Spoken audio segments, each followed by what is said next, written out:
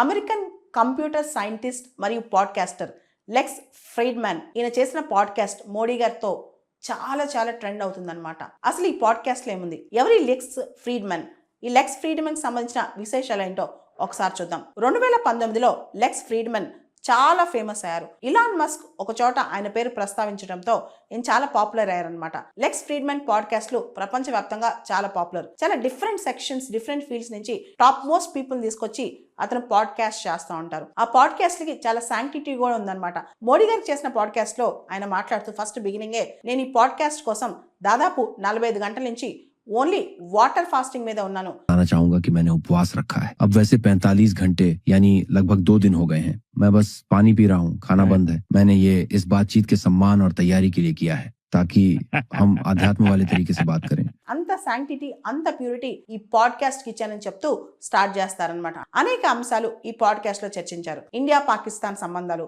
Overall గా India's foreign policy ఏంటి, India China సంబంధాలు, అదేవిధంగా మిడిల్ ఈస్ట్ లో క్రైసిస్, రష్యా ఉక్రెయిన్ వార్, ఒకటా రెండా అనేక అంశాలు ప్రస్తావించారు. దాంతోపాటు డొనాల్డ్ ట్రంప్, నరేంద్ర మోడీ మధ్య కన్వర్జెన్స్, ఏ విషయాల్లో ఇద్దరికి సారూప్యతలున్నాయి కూడా డిస్కస్ చేశారనమాట. దాంతోపాటు ఇండియాలో ఇంటర్నల్ గా ఎలక్షన్స్, ఇంత పెద్ద ఎలక్షన్స్ ఎలా జరిగాయి, మోడీ గారి చైల్డ్హుడ్ ఎలా గడిచింది, గోద్రా రైట్స్ గురించి ఒకటా రెండా అనేక అంశాలు ఈ పాడ్కాస్ట్ లో చర్చించారనమాట.